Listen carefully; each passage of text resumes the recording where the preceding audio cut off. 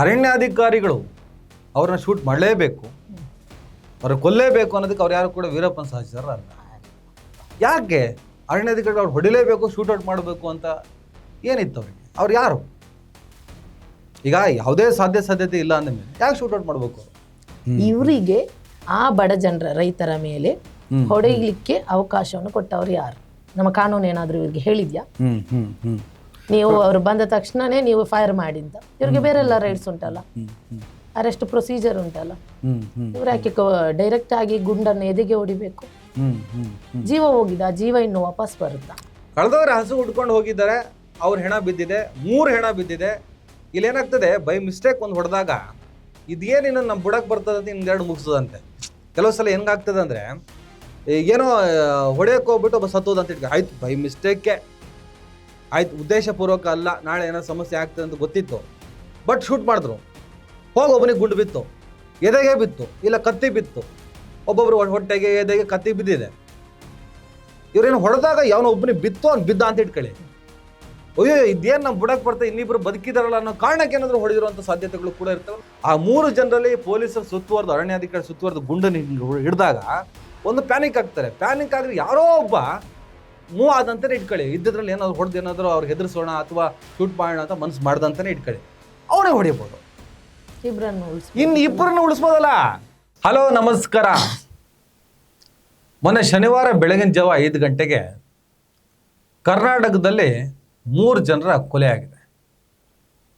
Encounter ಈ ಶಬ್ದವನ್ನು ಬಳಸಿ ಅರಣ್ಯಾಧಿಕಾರಿಗಳ ಬೆನ್ನಿಗೆ ತಟ್ಟಿ ಶಹಬಾಸ್ ಗಿರಿ ಕೊಡೋದಕ್ಕೆ ನಾವಂತೂ ಕೂತಿಲ್ಲ ಇಲ್ಲಿ. ಯಾಕಂದರೆ ಇಲ್ಲಿ ಬಡವರ ಜೀವ, ಬಡವರ ಪ್ರಾಣ ಅನ್ನೋದು ಅನಾಯಾಸವಾಗಿ ಸಿಕ್ಬಿಡ್ತದೆ.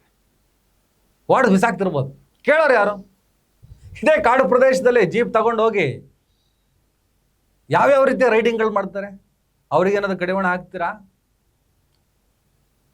ಪ್ರಾಣಿಗಳನ್ನ ಬೇಟೆ ಆಡಬಾರ್ದು, ಎಸ್ ಅಫ್ಕೋರ್ಸ್ ಮಾಡಲೇಬಾರ್ದು. ಆದರೆ ಚಾಮರಾಜನಗರ ಜಿಲ್ಲೆಯ ಹನೂರು ತಾಲೂಕಿನ ಕಾವೇರಿ ವನ್ಯಜೀವಿ ಧಾಮದಲ್ಲಿ ಒಂದು ಬೆಟ್ಟ ಪ್ರದೇಶದಲ್ಲಿ ನಡೆದ ಎನ್ಕೌಂಟರ್ ಇದೆಯಲ್ಲ, ಅದು ನಕಲಿ ಎನ್ಕೌಂಟ್ರು. ಅರಣ್ಯಾಧಿಕಾರಿಗಳ ಮೇಲೆ FIR ಕೂಡ ಆಗಿದೆ, ಕೊಲೆ ಕೇಸ್ ಕೂಡ ಹಾಕಿದ್ದಾರೆ.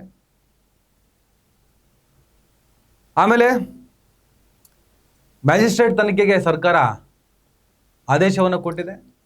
ಪ್ರತಿಭಟನೆ ಜೋರಾಗಿದೆ, ವಿಪಕ್ಷಗಳು ಕೂಡ ಇದು ನಕಲಿ ಎನ್ಕೌಂಟರ್ ಅಂತ ಹೇಳ್ತಾ ಇದ್ದಾರೆ. ಓಕೆ, ಉನ್ನತ ಮಟ್ಟದ ತನಿಖೆ ಆಗಲಿ, ಇನ್ನೊಂದಾಗಲಿ. ಅವರು ಬೇಟೆಗಾರರು ಅಂದ್ರಿ, ಇಲ್ಲ ನಮ್ಮೂರಿನ ಗ್ರಾಮಸ್ಥರಿವರು, ಒಬ್ಬ ಪೀಟರು, ಒಬ್ಬ ಆಂಥೋನಿ, ಇನ್ನೊಬ್ಬ ಕುಮಾರು, ಏನೊಬ್ಬ ವ್ಯಕ್ತಿ ಅವನನ್ನು ಹೊಡೆದು ಮಲಗಿಸ್ತಾ ಇದ್ರಿ, ಅವನಿಗೂ ಗಾಯಗಳಾಗಿತ್ತು, ಆತ ಓಡಿ ಹೋಗಿ ಮೈಸೂರು ಆಸ್ಪತ್ರೆ ಸೇರ್ಕೊಂಡು ಜೀವ ಉಳಿಸ್ಕೊಂಡಿದ್ದಾನೆ. ಸ್ನೇಹಿತರೆ, ಇವತ್ತು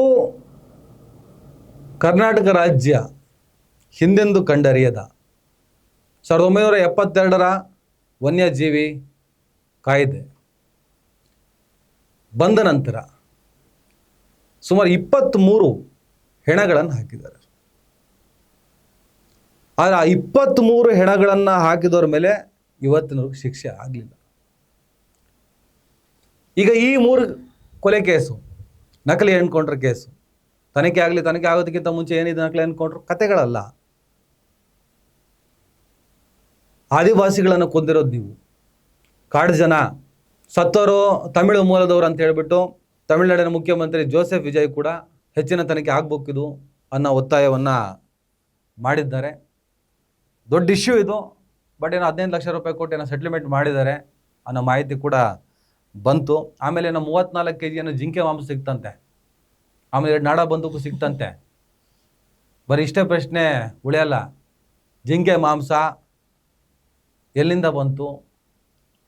ನಿಜಕ್ಕೂ ಇವರೇ ಜಿಂಕೆ ಮಾಂಸವನ್ನು ತಂದಿದ್ದ? ಇವರು ಜಿಂಕೆ ಬೇಟೆ ಆಡಿಬಿಟ್ಟು ಜಿಂಕೆ ಮಾಂಸ ಮಾಡಿದ್ದ? ಇಲ್ಲ ಅಲ್ಲಿ ಜಿಂಕೆ ಮಾಂಸ ತಂದು ಇಟ್ರ? ಆ 2 ನಾಡ ಬಂದೂಕು ಇವ್ರ ಹೆಸರಲ್ಲಿ ಇದೆಯಾ? ಆ ನಾಡ ಬಂದೂಕಲ್ಲಿ ಎಷ್ಟು ಬುಲೆಟ್ಗಳಿತ್ತು? ಅದೇನಾದ್ರು ಯೂಸ್ ಆಗಿತ್ತಾ? ಇವ್ರ ಮೇಲೆ ಶೂಟ್ ಮಾಡಿದ ಅಧಿಕಾರಿ ಯಾವ ಅಧಿಕಾರಿಯ ಕೈಲಿದ್ದಂಥ ಬಂದೂಕು ಇವರನ್ನು ಸುಟ್ಟಿದೆ? ಅನೇಕ ಪ್ರಶ್ನೆಗಳಿದ್ದಾವೆ. ಎಲ್ಲ ವಿಚಾರಗಳ ಬಗ್ಗೆ ನಾವು ಚರ್ಚೆ ಮಾಡೋಣ. ಇವತ್ತು ನಮ್ಮ ಜೊತೆ ವಕೀಲರಾದಂಥ ಸೌಧ ಅವರು ಇದ್ದಾರೆ. ಸೌಧ ಅವರೇ ಕಾರ್ಯಕ್ರಮಕ್ಕೆ ಸ್ವಾಗತ. ಮೊದಲನೇದಾಗಿ ನನ್ನ ಪ್ರಶ್ನೆ, ಈ ಬಡವರು ಈ ಪ್ರಭುತ್ವಕ್ಕೆ, ಈ ಅಧಿಕಾರಿ ವ್ಯವಸ್ಥೆಗೆ, ಆಡಳಿತಶಾಹಿಗಳಿಗೆ ಹೊಡೆದು ಹಾಕೋದಕ್ಕೆ, ನಾಶ ಮಾಡೋದಕ್ಕೆ ಭಾಳ ಈಸಿಯಾಗಿ ಸಿಗ್ತಾರೆ. ಮೊಟ್ಟ ಮೊದಲನೇದಾಗಿ ನಾವು ಕಾನೂನು ಬಗ್ಗೆ ಚರ್ಚೆ ಮಾಡೋದಕ್ಕಿಂತ ಮುಂಚಿತವಾಗಿ ಈ ಪ್ರಕರಣದ ಬಗ್ಗೆ ನೀವು ಒಬ್ಬರು ವಕೀಲರಾಗಿ ಏನು ಹೇಳ್ತೀರಾ? ನೋಡಿ, ಚಾಮರಾಜನಗರದಲ್ಲಿ ಒಂದು ಶನಿವಾರಕ್ಕೆ ಬೆಳಿಗ್ಗೆ 3 ಜನರನ್ನು ಎನ್ಕೌಂಟರ್ ಹೆಸರಲ್ಲಿ ಕೊಲೆ ಮಾಡ್ತಾರೆ. ಎನ್ಕೌಂಟರ್ ಅಲ್ಲ, ನಾವು ಎನ್ಕೌಂಟರ್ ಅಂತ ಹೇಳಿ ಅದನ್ನು ಕರಿಬೇಕು ಅಂತಲೇ ಇಲ್ಲ, ಅದು ಕೊಲೆ. 3 ಜನರ ಅಮಾಯಕರನ್ನು, ಆದಿವಾಸಿಗಳನ್ನು ಕೊಲೆ ಮಾಡ್ತಾರೆ. ಇವರಿಗಿಲ್ಲಿ ಬಡವರ ಜೀವಕ್ಕೆ ಬೆಲೆನೇ ಇಲ್ಲದಂತಾಗಿದೆ. ಶ್ರೀಗಂಧದನ್ನು ಮಾರಾಟ ಮಾಡ್ತಾರೆ, ಅಂಥದ್ದು ಮಾರಾಟ ಮಾಡ್ತಾರೆ. ಯಾವ್ಯಾವ ಸ್ಮಗ್ಲಿಂಗ್ಸಲ್ಲಿ ಸೇರೋರನ್ನು ಯಾರನ್ನು ಸರ್ಕಾರ ಕಡಿವಾಣ ಹಾಕೋದಿಲ್ಲ. ಬಡ ಜನರು ದನ ಮೇಯಿಸ್ಲಿಕ್ಕೆ ಹೋಗ್ತಾರೆ, ರೈತರು ದನ ಮೇಯಿಸ್ಲಿಕ್ಕೆ ಹೋಗ್ತಾರೆ ಅಂತ ಹೇಳಿ ಅವರನ್ನು ಸಾಯಿಸಲಿಕ್ಕೆ ನೋಡ್ತಾರೆ. ಅವರಿಗೆ ಎನ್ಕೌಂಟ್ರ್ ಮಾಡ್ತಾರೆ. ಎನ್ಕೌಂಟ್ರ್ ಮಾಡಬೇಕಿದ್ರೆ ಅದರದ್ದೇ ಆದಂಥ ಗೈಡ್ಲೈನ್ಸ್ ಇದೆ, ಯಾಕೆ ಎನ್ಕೌಂಟ್ರ್ ಮಾಡಬೇಕು, ಯಾವ ಸಂದರ್ಭದಲ್ಲಿ ಎನ್ಕೌಂಟ್ರ್ ಮಾಡಬೇಕು ಅಂತ ಹೇಳಿ. ಓಕೆ, ಈಗ ಸರಿ, ಗೈಡ್ಲೈನ್ಸ್ ಪ್ರಕಾರನೇ ಎಲ್ಲ ಮಾಡಬೇಕು ಅಂತ ಈಗ ಅವ್ರು ಹೇಳ್ತಿದ್ದಾರೆ. 2 ನಾಡ ಬಂದೂಕು ಕೂಡ ಏನೋ ಪ್ರೆಸೆಂಟ್ ಮಾಡಿದ್ದಾರೆ ಅಂತ ಮಾಹಿತಿ ಇದೆ. ಆದ್ರೆ ಸಡನ್ನಾಗಿ ನಮ್ಮನ್ನೇ ಶೂಟ್ ಮಾಡೋಕ್ಕೆ ಬಂದರು. ನಾವು ಅವ್ರಿಗೇನು ಶೂಟ್ ಮಾಡೋಕ್ಕೇನು ಹೋಗಲಿಲ್ಲ. ನಾವು ಹೋದ ತಕ್ಷಣ ಅವರೇ ನಮಗೆ ಶೂಟ್ ಮಾಡೋಕ್ಕೆ ಬಂದರು. ನಾವು ಪ್ರಾಣ ರಕ್ಷಣೆಗೋಸ್ಕರ ನಾವು ಗುಂಡು ಹಾರಿಸಿದ್ವಿ ಅಂತ ಹೇಳ್ತಾರಪ್ಪ. ನಾಳೆ ಎನ್ಕ್ವೈರಿ ಅಂತ ಬಂದಾಗ, ತನಿಖೆಗಳಾದಾಗ, ನಾಳೆ ಕೋರ್ಟ್ ಕಟ್ಟಲ್ಲಿ ನಿಂತ್ಕೊಂಡು ಅರಣ್ಯಾಧಿಕಾರಿ ಹೇಳ್ತಾನೆ, ನಾವು ಅವ್ರಿಗೆ ಹೇಳಿದ್ವಿ, ಇಡ್ರೋ ಅದು ಕೈಯಲ್ಲಿ ಏನಿದೆ ಅಲ್ಲೇ ಬಿಡ್ರೋ, ಬಂದು ಕೆಳಗೆ ಇಡ್ರೋ, ಯಾಕ್ರ ಅದು ಅಂತ ಹೇಳಿದಾಗ ಅವ್ರು ನಮ್ಮನ್ನೇ ಕೊಲ್ಲಕ್ಕೆ ಬಂದರು. ಅದೇ ಕೊಲ್ಲಕ್ಕೆ ಬಂದಾಗ ಇವರು ಓಡಿ ಹೋಗೋ ಪ್ರಯತ್ನನೋ ಅಥವಾ ಅದಕ್ಕೆಲ್ಲ ಸಾಕ್ಷಿಗಳನ್ನು ಕೊಡಬೇಕಾಗ್ತದೆ ಬಲವಾಗಿ. ಬಟ್ ಆ ಸಂದರ್ಭದಲ್ಲಿ ಏನು ಸಾಕ್ಷಿ ಸಿಗ್ತವೆ? ಇವರ ಈ ಥರದ ಸ್ಟೇಟ್ಮೆಂಟ್ ಕೊಟ್ಟಾಗ ಯಾವ ರೀತಿಯಲ್ಲಿ ನ್ಯಾಯಾಂಗ ವ್ಯವಸ್ಥೆಯಲ್ಲಿ ನಿಲ್ತದೆ ಅವ್ರ ಮಾತುಗಳು ಅಂತ? ಅಲ್ಲ, ಮಾತುಗಳು ನಿಲ್ಲುವುದಲ್ಲ, ಇದು ಎಲ್ಲ ಏನು ಗೊತ್ತಾ, ಕಟ್ಟುಕತೆ. ಅಲ್ಲಿ ಮಾಂಸನೂ ಸಿಗಲಿಲ್ಲ, ಅವರಿಗೆ ಬೇಕಾದಂಥ ಯಾವುದೇ ರೀತಿಯಾದ ಎಲ್ಲ ಸಾಕ್ಷ್ಯಗಳನ್ನು ಇವರೇ ಸೃಷ್ಟಿ ಮಾಡ್ಕೊಂಡಿದ್ದಾರೆ. ಮಾಂಸ ಸಿಕ್ಕಿದೆ, ಬಂದೂಕು ಸಿಕ್ಕಿದೆ. ಬಡ ಜನರ ಹತ್ರ ಬಂದೂಕೆಲ್ಲಿ? ರಕ್ಷಣೆಗೆ ಕೊಟ್ಟದ್ದು ಬಂದೂಕು ಪೊಲೀಸರ ಕೈಯಲ್ಲಿ ಬಂದೂಕು ಇರಬೇಕು. ಬಡ ರೈತರ ಕೈಯಲ್ಲಿ ಎಲ್ಲಿಂದ ಬಂದೂಕು ಬರುತ್ತೆ? ಮೇಡಮ್, ಈಗ ಪೊಲೀಸರು ಶೂಟ್ ಮಾಡಿದ್ರು, 3 ಜನ ಹೆಣ ಬಿತ್ತು. ಈಗ ಶೂಟ್ ಮಾಡುವಂಥ ಒಂದು ಫಾರ್ಮಾಲಿಟೀಸ್ ಕೂಡ ಇದೆ. ಫಸ್ಟು ಗಾಳಿ ಗುಂಡುಡಿಬೇಕು, ಆಮೇಲೆ ಖಾಲಿ ಶೂಟ್ ಮಾಡಬೇಕು ಎಲ್ಲ. ಒಬ್ಬನಿಗೆ ಇಲ್ಲು ಬಿದ್ದಿದೆ, ಒಬ್ಬನಿಗೆ ಎದೆಗೆ ಬಿದ್ದಿದೆ, ಓಕೆ, ಒಬ್ಬನಿಗೆ ಹೊಟ್ಟೆಗೆ ಏನೋ ಬಿದ್ದಿದೆ ಅಂತ ಕೇಳ್ಬಿಟ್ಟೆ ನಾನು. ನೇರವಾಗಿ ಶೂಟೌಟ್ ಆಗಿದೆ. ಈಗ ಅರಣ್ಯಾಧಿಕಾರಿಗಳಿಗೆ ನಾನು ಲೀಡ್ ಏನೇ ತೊಗೊಂಡಿರ್ಬೋದು, ಆದರೆ ಒಂದಿಷ್ಟು ಪ್ರಶ್ನೆಗಳನ್ನು ನಾವು ನಮ್ಮ ಆಡಿಯನ್ಸಿಗೆ ಬಿಚ್ಚಿಡೋಣ. Question and answer. ಅರಣ್ಯಾಧಿಕಾರಿಗಳು ಅವ್ರನ್ನ ಶೂಟ್ ಮಾಡಲೇಬೇಕು, ಅವ್ರ ಕೊಲ್ಲೇಬೇಕು ಅನ್ನೋದಕ್ಕೆ ಅವ್ರು ಯಾರು ಕೂಡ ವೀರಪ್ಪನ ಸಹಚರ ಅಲ್ಲ. ಯಾಕೆ ಅರಣ್ಯಾಧಿಕಾರಿಗಳು ಅವ್ರು ಹೊಡಿಲೇಬೇಕು, ಶೂಟೌಟ್ ಮಾಡಬೇಕು ಅಂತ ಏನಿತ್ತು ಅವರಿಗೆ? ಅವ್ರು ಯಾರು? ಈಗ ಯಾವುದೇ ಸಾಧ್ಯತೆ ಇಲ್ಲ ಅಂದಮೇಲೆ ಯಾಕೆ ಶೂಟೌಟ್ ಮಾಡಬೇಕು ಅವರು? ನೋಡಿ, ನಮ್ಮ ದೇಶದಲ್ಲಿ ಕೊಲ್ಲೋದು ಅಂದರೆ ಸರ್ವಸಾಮಾನ್ಯ ಆಗಿದೆ. ನೀವು ಛತ್ತೀಸ್ಗಢ, ಉತ್ತರ ಪ್ರದೇಶದಲ್ಲಿ ಎಲ್ಲ ನೋಡೋದಾದರೆ ದಿನನಿತ್ಯ ಜನರನ್ನು ಎನ್ಕೌಂಟರ್ ಹೆಸರಲ್ಲಿ ಕೊಲ್ತಾನೇ ಇದ್ದಾರೆ. ಇವಾಗ ನಮಗೆ ವಿಪರ್ಯಾಸ ಅಂದರೆ ಅದು ನಮ್ಮ ಕರ್ನಾಟಕಕ್ಕೆ ಬಂದು ನಿಂತಿದೆ. ಅದು ನಮ್ಮದೇ ಆದಂಥ ಸರ್ಕಾರ ಇರುವಾಗ, ನಮ್ಮದೇ ಜನರ ಆಯ್ಕೆ ಇರುವಂಥ ಸರ್ಕಾರ ಇರುವಾಗ, ಇಲ್ಲಿ ಒಬ್ಬರು 3 ಜನರನ್ನು ಪೊಲೀಸ್ ಇಲಾಖೆ ಎನ್ಕೌಂಟರ್ ಮಾಡಿದೆ ಅಂದರೆ ಎಷ್ಟು ದುರಂತ ಅಂತ ಅನ್ಕೊಳ್ಳಿ. ನನ್ನ ರಿಯಾಕ್ಷನ್ ಇಲ್ಲದೆ ಆಕ್ಷನ್ ಆಗ್ತದ ಅಂತ ನನ್ನ ರಿಯಾಕ್ಷನ್ ಅಲ್ಲ, ರಿಯಾಕ್ಷನ್ ಏನಿಲ್ಲ, ಇವರೇ ಆಕ್ಷನ್ ತಗೊಳ್ತಾರೆ. ಯಾಕಂದ್ರೆ ಇವರಿಗೆ ಗೌರ್ಮೆಂಟ್ ಅಷ್ಟು ಪವರ್ ಕೊಟ್ಟಿದೆಯಲ್ಲ, ಮಿಸ್ಯೂಸ್ ಮಾಡ್ತಾರೆ. ಮತ್ತೆ ಇವರಿಗೆ ಬೇಕಾದ ಹಾಗೆ ಸಾಕ್ಷಿಗಳನ್ನು ಕ್ರಿಯೇಟ್ ಮಾಡ್ತಾರೆ. ಒಂದು ವೇಳೆ ಆಯ್ತಪ್ಪ, ಈಗ ಏನಾಗುತ್ತಂದ್ರೆ, ಈಗ ಗ್ರಾಮಸ್ಥರು ಹೇಳ್ತಾರೆ, ದನ ಬಂದಿರಲಿಲ್ಲ, ಹಸು ಮೇಯ್ಸಕ್ಕಂತ ಕಾಡುಗಳಿಗೆ ಹಸುಗಳನ್ನು ಬಿಡ್ತೀವಿ ಮೇಯಕ್ಕಂತ. ಹಾಗೆ ಸಂಜೆ ಹೊತ್ತಿಗೆ ಅದು ಬಂದಿಲ್ಲ ಅಂದರೆ ಆ ಹಸುಗಳನ್ನು ಹುಡ್ಕೊಂಡು ಹೋಗ್ತೀವಿ. ಇದೊಂದು ಪರಿಪಾಠ ನಮ್ಮಲ್ಲಿ. ಹಾಗೆ ಹೋಗಿದ್ರು ಇವರು 3-4 ಜನ. ಹಾಗೆ ಹೋದವ್ರು ಏನು ಮಾಡ್ತಾರೆ, ಈ ಹಸುಗಳು ಸಿಗದೇ ಇದ್ದಾಗ ರಾತ್ರಿ ಹೊತ್ತು ಎಲ್ಲ ಸ್ವಲ್ಪ ಒಳ ಕಾಡಲ್ಲಿ ಹೋಗ್ತಾರೆ. ಅವರು ತುಂಬ ಕಾಡು ಒಳಗೆ ತುಂಬ ಹೋಗ್ತಾರೆ, ಕತ್ಲಾಗ್ತದೆ. ಆಮೇಲೆ ವಾಪಸ್ ಬರೋದಕ್ಕೆ ಸ್ವಲ್ಪ ಕಾಡು ಪ್ರಾಣಿಗಳು ಈ ಥರದೇನೋ ಕಾಟಗಳು ಆಗ್ತದೆ ಅಂತ ಹೇಳ್ಬಿಟ್ಟು ಇವ್ರು ಬಂದೂಕು ಹಿಡ್ಕೊಂಡು ಹೋಗಿದ್ದು ನಿಜ ಅಂತ ಅವ್ರ ಫ್ಯಾಮಿಲಿಯವ್ರು ಹೇಳಿದ್ದಾರೆ. ಒಂದು ಸ್ಟೇಟ್ಮೆಂಟ್ 2-3 ಸ್ಟೇಟ್ಮೆಂಟ್ ನೋಡಿದೆ ನಾನು. ಬಂದೂಕು ಇದ್ದಿದ್ದು ಹೌದು, ಅಂದರೆ ಈಗ ನಿಮಗೆ ಲೈಸೆನ್ಸ್ಡ್ ಕೋವಿಗಳಿರ್ತಾವಲ್ಲ, ಬಂದೂಕು ಅಂತ ಏಕಪಡಿಸೋನು ಇಟ್ಕೊಂಡು ಹೋಗಿಲ್ಲ, ಕೋವಿಗಳು ಇಟ್ಕೊಂಡು ಹೋಗಿರ್ತಾರೆ, ಲೈಸೆನ್ಸ್ ತೊಗೊಂಡಿರ್ತಾರೆ. ಈ ಪೆಲ್ಲೆಟ್ಸ್ಗಳು ಇರ್ತವೆ. ಈ ಕಾಡಿಗೆ ಹೋಗ್ಬೇಕಾದ್ರೆ ಅದು ಪ್ರಾಣಿಗಿಣಿ ಅನ್ನೋದು ಬಂದರೆ ಅದನ್ನು ತಡೆಯೋದಕ್ಕೆ ಅಥವಾ ಹೆದರಿಸೋದಕ್ಕೋಸ್ಕರ, ಆತ್ಮರಕ್ಷಣೆಗೋಸ್ಕರ ಇಟ್ಕೊಂಡಿರ್ತಾರೆ. ನಾಳೆ ಅಟ್ಯಾಕ್ ಮಾಡೋಕ್ಕೆ ಬಂದರೂ ಕೂಡ ಅದಕ್ಕೆ ಶೂಟ್ ಮಾಡಲೇಬೇಕು ಅವರು, ಅದಕ್ಕೂ ಅಲೋ ಇಲ್ಲ. ಆಮೇಲೆ ಕಾಡು ಒಳಗಡೆ ಪ್ರವೇಶ ಕೂಡ, ಈಗ ಹಸುಗಳನ್ನು ಮೇಯ್ಸಕ್ಕೆ ಬಿಟ್ಟಿದ್ದೀವಿ, ಕಾಡೊಳಗೆ ನಾವು ಹೋಗ್ತೀವಿ, ಅದಕ್ಕೂ ಕೂಡ ಅವಕಾಶಗಳಿಲ್ಲ ಇವತ್ತು. ಕಾಡೊಳಗೆ ಹೊಕ್ಕೋದಕ್ಕೂ ಆಮೇಲೆ ವನ್ಯಜೀವಿಗಳನ್ನು ನಾವು ಶೂಟ್ ಮಾಡಿ ಕೊಲ್ಲೋದಕ್ಕೂ ಯಾವುದಕ್ಕೂ ಅವಕಾಶಗಳಿಲ್ಲ. ಆಗ ಹೋಗಿದ್ರು, ಆಗ ಹೋಗಿ ರಾತ್ರಿ ಹೊತ್ತು ಅಲ್ಲಿ ಉಳ್ಕೊಂಡಿದ್ರು. ಇವ್ರು ಪೊಲೀಸ್ ಅಷ್ಟೊತ್ತಿಗೆ ಏನೋ ಮಾಹಿತಿ ಸಿಕ್ತಂತೆ, ಇವ್ರು ಹೋದ್ರಂತೆ, ಶೂಟ್ ಮಾಡಿದ್ರಂತೆ ಅನ್ನೋದಕ್ಕಿಂತ ಹೆಚ್ಚಾಗಿ ಒಂದು ವೇಳೆ ಸಡನ್ನಾಗಿ ಒಂದಿಷ್ಟು ಜನ ಪೊಲೀಸರು ಬಂದಿದ್ದಾರೆ, ಅವ್ರ ಕೈಯಲ್ಲಿ ಬಂದೂಕಿದೆ, ಗಾಬರಿ ಬಿದ್ದು ಏನಾದರೂ ರಿಯಾಕ್ಷನ್ ಮಾಡೋಕ್ಕೆ ಏನಾದರೂ ಮೂವ್ ಆಗಿ ಇವರು ಪೊಲೀಸರು ಕೂಡ ಅವರು ಕೂಡ ಮನುಷ್ಯರಲ್ವಾ, ಒಂದೊಂದ್ಸಲ ಮನುಷ್ಯರಲ್ವಾ, ಅವರು ಕೂಡ ಗಾಬರಿ ಬಿದ್ದು ಶೂಟೌಟ್ ಮಾಡಿರ್ಬೋದಾ ಅಂತ ಒಂದು ಪ್ರಶ್ನೆಗಳು ಚರ್ಚೆ ಆಗ್ತಾ ಇರುತ್ತೆ. ಗಾಬರಿ ಬಿದ್ದು ಪೊಲೀಸ್ನವರಿಗೆ ಗಾಬರಿ ಬರುವಂಥ ಅವಶ್ಯಕತೆನೇ ಇಲ್ಲ. ಅವರಿಗೆ ಅದರದ್ದೇ ಆದಂತಹ ರೈಟ್ಸ್ ಕೊಟ್ಟಿದೆ, ಕಾನೂನಿನಲ್ಲಿ ಲೀಗಲ್ ರೆಮಿಡೀಸ್ ಇದೆ ಅದಕ್ಕೆ. ಅವರಿಗೆ ಈ ರೀತಿಯಾದಂಥ ಒಂದು ವೇಳೆ ವನ್ಯಜೀವಿ, ಹೌದು, ವೈಲ್ಡ್ ಲೈಫ್ ಪ್ರೊಟೆಕ್ಷನ್ ಆಕ್ಟ್ 72 ಅಲ್ಲಿ ಹೋಗ್ಬೋದಾ? ಕಾಡೊಳಗಡೆ ಹೋಗ್ಲಿಕ್ಕಿಲ್ಲ, ಅವಕಾಶನೇ ಇಲ್ಲ, ಅವಕಾಶ ಇಲ್ಲ. ಕಾಡೊಳಗೆ ಹೋಗುವುದು, ವನ್ಯಜೀವಿಯನ್ನು ಹಂಟಿಂಗ್ ಹೆಸರಿನಲ್ಲಿ ಅದಕ್ಕೆ ಹಿಂಸೆ ನೀಡುವುದು, ಅದಕ್ಕೆ ಅದರದ್ದೇ ಆದಂತಹ ಶಿಕ್ಷೆಗಳಿದೆ, ಅದರದ್ದೇ ಆದಂತಹ ಕಾಯ್ದೆ ಇದೆ, ಅರಣ್ಯ ಕಾಯ್ದೆ ಇದೆ ನಮ್ಮಲ್ಲಿ, ಅದನ್ನು ಅಮೆಂಡ್ಮೆಂಟ್ ಮಾಡಿದ್ದಾರೆ. ವನ್ಯಜೀವಿ ಪ್ರೊಟೆಕ್ಷನ್ ಆಕ್ಟ್ ಇದೆ. ಇಲ್ಲಿ ಏನಂದ್ರೆ ಪೊಲೀಸ್ನವರಿಗೆ ಪವರ್ ಉಂಟು, ಲೀಗಲ್ ಪವರ್ ಉಂಟು. ವಿದೌಟ್ ಏನಾದರೂ ಒಂದು ವೇಳೆ ತಪ್ಪಾಗಿದ್ರೆ ವಿದೌಟ್ ವಾರೆಂಟ್ ಅರೆಸ್ಟ್ ಮಾಡ್ಬೋದು, ಕೋರ್ಟಿಗೆ ಪ್ರೊಡ್ಯೂಸ್ ಮಾಡಬೇಕು, ಮ್ಯಾಜಿಸ್ಟ್ರೇಟ್ ಮುಂದೆ ಪ್ರೊಡ್ಯೂಸ್ ಮಾಡಬೇಕು. ಏನು ವೆಪನ್ಸ್ ಸಿಕ್ಕಿದೆ ಆ ವೆಪನ್ಸ್ ಅನ್ನು ಸೀಸ್ ಮಾಡಬೇಕು. ಅದೆಲ್ಲನ ಬಿಟ್ಟು ಏಕಾಏಕಿ ಎನ್ಕೌಂಟರ್ ಮಾಡ್ತಾರೆ ಅಂತ ಹೇಳಿದ್ರೆ ಅದು ಬಡ ಜನರು. ಒಂದು ವೇಳೆ ಇವರು ಆತ್ಮರಕ್ಷಣೆಗೆ ನಾವು ಮಾಡಿದ್ವಿ ಅಂದ್ರೆ ಯಾವ ರೀತಿಯಲ್ಲಿ ಇವರು ಅದನ್ನು ಸಾಬೀತು ಮಾಡಬೇಕಾಗುತ್ತೆ? ಎಲ್ಲ ರೀತಿ ಸಾಬೀತು ಮಾಡಬೇಕಾಗುತ್ತೆ. ಯಾಕಂದ್ರೆ ಇವಾಗ PUCL ವರ್ಸಸ್ ಸ್ಟೇಟ್ ಆಫ್ ಮಹಾರಾಷ್ಟ್ರದಲ್ಲಿ ಎನ್ಕೌಂಟರ್ ಆದ್ರೆ ಮಾನ್ಯ ಸುಪ್ರೀಂ ಕೋರ್ಟ್ ಅದಕ್ಕೆ 16 ಗೈಡ್ಲೈನ್ಸ್ ಇಟ್ಟಿದೆ.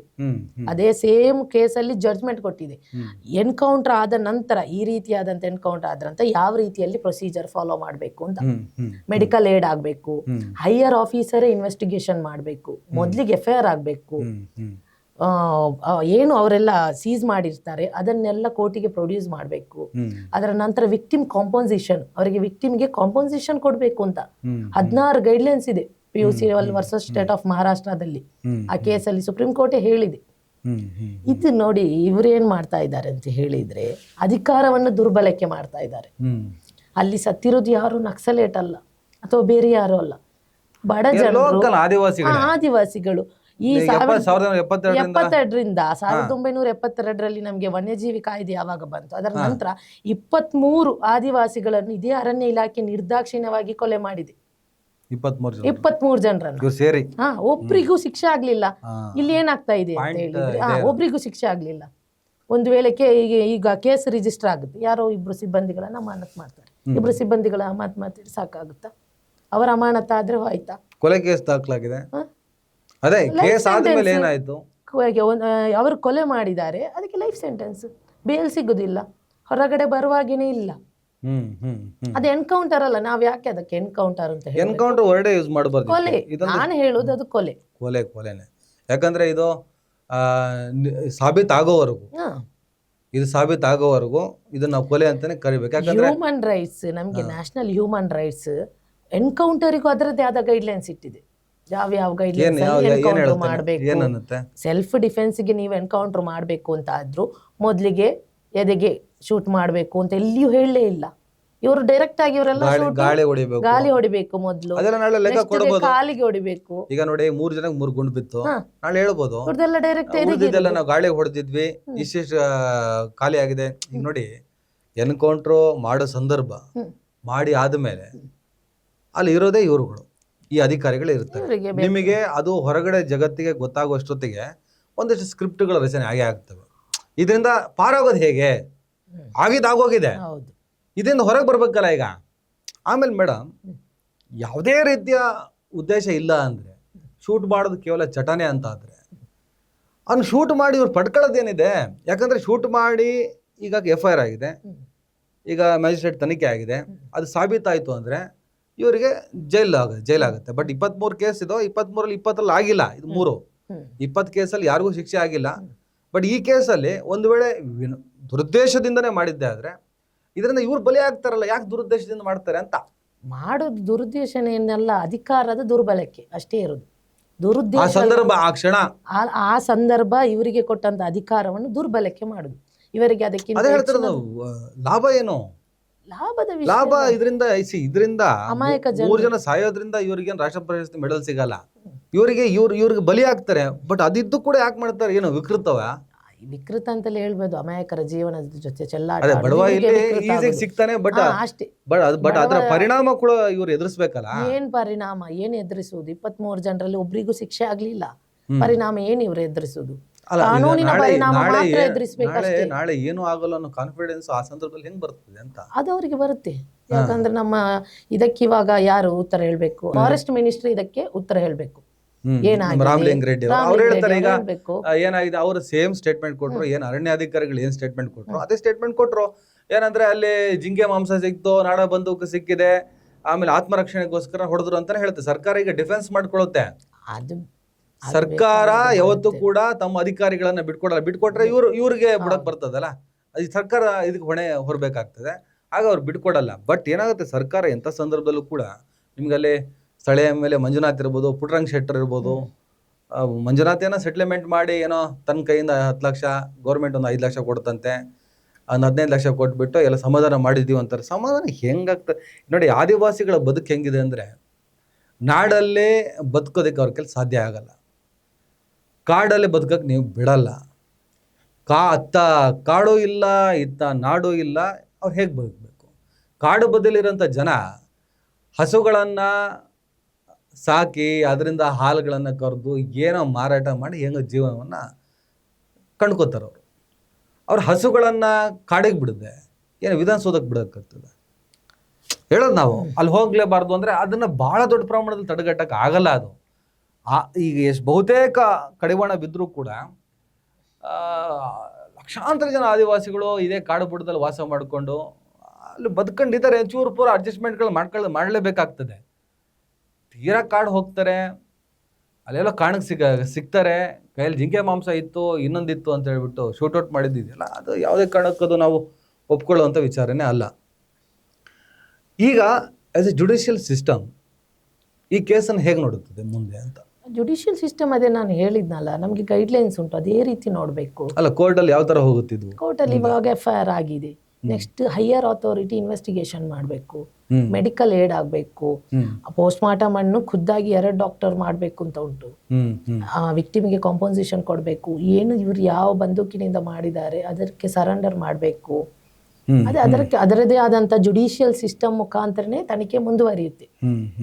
ಇವರು ಆದಿವಾಸಿಗಳ ಮೇಲೆ ಅಥವಾ ರೈತರ ಮೇಲೆ ಗುಂಡಿಕ್ಕೊಡ್ದಲ್ಲ, ಇವರು ನಾಡಿನಲ್ಲಿ ಇರುವವರನ್ನು ಬದುಕಲಿಕ್ಕೆ ಬಿಡ್ತಾ ಇಲ್ಲ.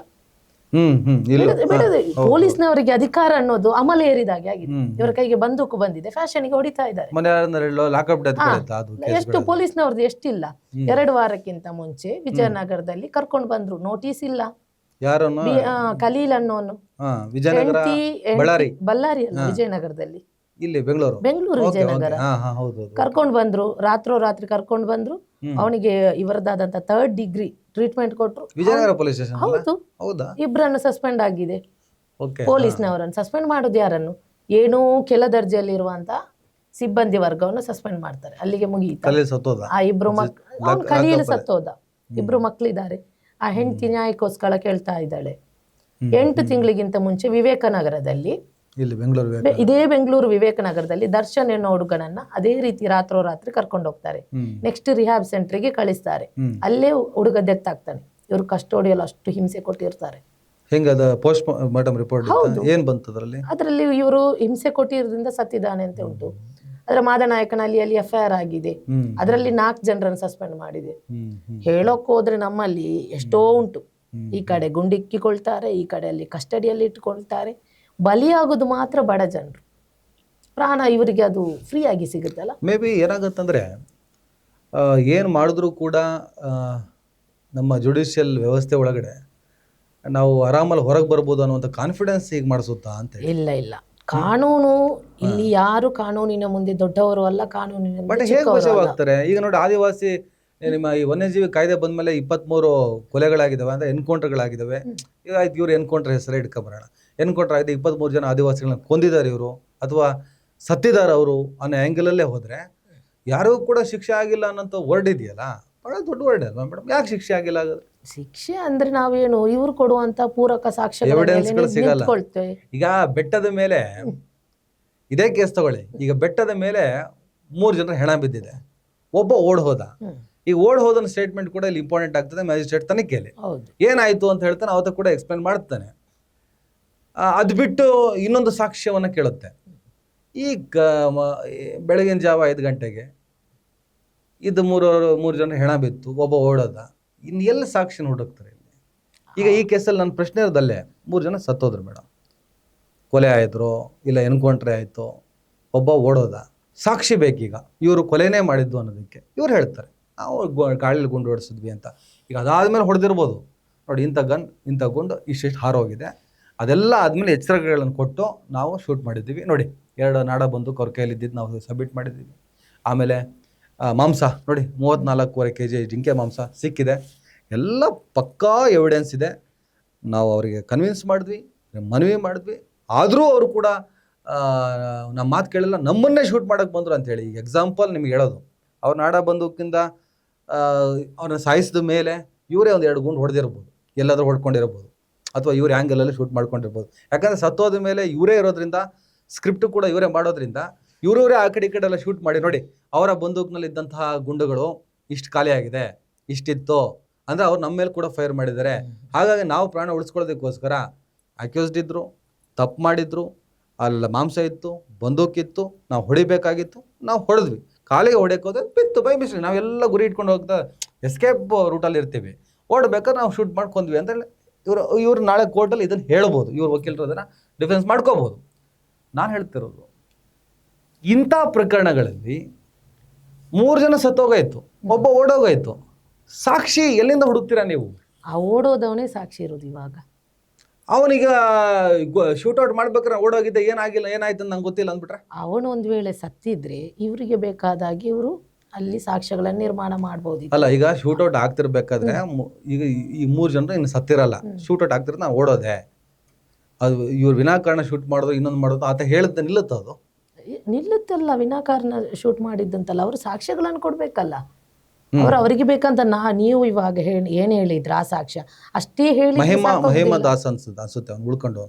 ಮಹಿಮಾದಾಸ್ ಅವರು ಅಷ್ಟೇ ಸಾಕ್ಷ್ಯ ಹೇಳಿದ್ರೆ ಸಾಕಾಗುದಿಲ್ಲ. ಕೋರ್ಟಿಗೆ ಬಂದ ನಂತರ ಈ ಕೇಸ್ ಇದನ್ನು ಹೇಗೆ ವಿಚಾರಣೆ ಮಾಡಬೇಕು, ಯಾರು ಟ್ರಯಲ್ ಮಾಡಬೇಕು, ಯಾವ್ಯಾವ ಸಾಕ್ಷ್ಯಾಧಾರಗಳನ್ನು ಕೇಳುತ್ತೆ. ಇವಾಗ ಹ್ಯೂಮನ್ ರೈಟ್ಸ್ ಕಮಿಷನ್ ಮಾಡುತ್ತಲ್ಲ ಎಂಕ್ವೈರಿ, ಅವಾಗ ಇವ್ರು ಕೊಡ್ಬೇಕಲ್ಲ. ಇವ್ರು ಗಾಲಿಯಲ್ಲಿ ನಾವು ಹಾರಾಟ ಮಾಡಿದ್ವಿ, ಅಲ್ಲಿ ಕಾಲಿಗೆ ಹೊಡೆದಿದ್ದೀವಿ ಅಂತೇಳಿ ಅಂತೆ ಮಾಡಿದ್ರೆ ಆಗುದಿಲ್ಲ. ಆಕ್ಚುಲಿ ನನಗೆ ಅದೇ ಹೇಳ್ತಿರೋದು, ಯಾಕಂದ್ರೆ ಆ ಬದಿಯಲ್ಲಿ ಎಷ್ಟು ಸಾಕ್ಷಿಗಳು ಹುಟ್ಕೊಳ್ತಾವೋ ಇರುತ್ತೋ ಗೊತ್ತಿಲ್ಲ, ಆದ್ರೆ ಹೊಡೆದಿದ್ದಕ್ಕೆ ಇವ್ರು ಕೊಡುವಂತ ಸಾಕ್ಷಿಗಳು ಸಿಕ್ಕಾಪಟ್ಟೆ ಇರುತ್ತೆ ಅಂತ. ಪೊಲೀಸ್ನವರು ಬಟ್ ಅದೇನೇ ಇದ್ರೂ ಕೂಡ ಕಳೆದ 20 ಕೇಸಲ್ಲಿ ಯಾರು ನ್ಯಾಯ ಸಿಗ್ಲಿಲ್ವಲ್ಲ. ನ್ಯಾಯ ಸಿಗ್ಲಿಲ್ಲ ಅಂದ್ರೆ ನಾವು ನ್ಯಾಯದ ಬಗ್ಗೆ ಮಾತಾಡ್ಲಿಕ್ಕೆ ಏನಿಲ್ಲ. ಏನಂದ್ರೆ ನಮ್ಮ ಕಾನೂನಿನಲ್ಲಿ ಅದಕ್ಕೆ ಅವಕಾಶಗಳು ಉಂಟು, ಅದು ಸಿಗುತ್ತೆ, ತಡವಾದ್ರೂ ನ್ಯಾಯ ಸಿಗುತ್ತೆ. ಇವರ ದುರಹಂಕಾರಕ್ಕೆ ಮಾತ್ರ ನಾವಿಲ್ಲಿ ಪ್ರಶ್ನೆ ಮಾಡ್ತಾ ಇರೋದು. ಇವರಿಗೆ ಆ ಬಡ ಜನರ ರೈತರ ಮೇಲೆ ಹೊಡೆಯಲಿಕ್ಕೆ ಅವಕಾಶವನ್ನು ಕೊಟ್ಟವ್ರು ಯಾರು? ನಮ್ಮ ಕಾನೂನು ಏನಾದ್ರೂ ಇವ್ರಿಗೆ ಹೇಳಿದ್ಯಾ? ನೀವು ಅವ್ರು ಬಂದ ತಕ್ಷಣನೇ ನೀವು ಫೈರ್ ಮಾಡಿ ಅಂತ. ಇವ್ರಿಗೆ ಬೇರೆಲ್ಲ ರೈಟ್ಸ್ ಉಂಟಲ್ಲ, ಅರೆಸ್ಟ್ ಪ್ರೊಸೀಜರ್ ಉಂಟಲ್ಲ. ಇವ್ರು ಯಾಕೆ ಡೈರೆಕ್ಟ್ ಆಗಿ ಗುಂಡನ್ನು ಎದೆಗೆ ಹೊಡಿಬೇಕು?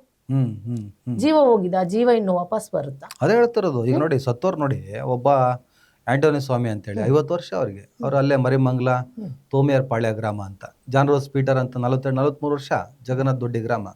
ಎಲ್ಲ ಪಾಪ ಹೆಂಡತಿ ಮಕ್ಕಳೆಲ್ಲ ಇದ್ದಂಥ ಜನ. ಕುಮಾರ್ ಅಂತೇಳಿ 35 ವರ್ಷ, ಅಲ್ಲೇ ಲಾಜರ್ ದೊಡ್ಡಿ ಗ್ರಾಮ. ಎಲ್ಲ ಅದೇ ಗ್ರಾಮದವ್ರು, ದೊಡ್ಡಿ ಗ್ರಾಮ, ಪಾಳ್ಯ ಗ್ರಾಮ ಎಲ್ಲ ಅಲ್ಲಿ ಅವ್ರೆ. ಇವ್ರು ಬೇಟೆಗಾರರು ಎಲ್ಲಿಂದ ಬಂದ್ರು? ಏನು ವೀರಪ್ಪನ್ ಸತ್ತೋದ ಮೇಲೆ ಇವ್ರೇನಾದ್ರು ಕಾಡಾಳ್ತಾ ಇದ್ರೆ? ಇಲ್ಲ.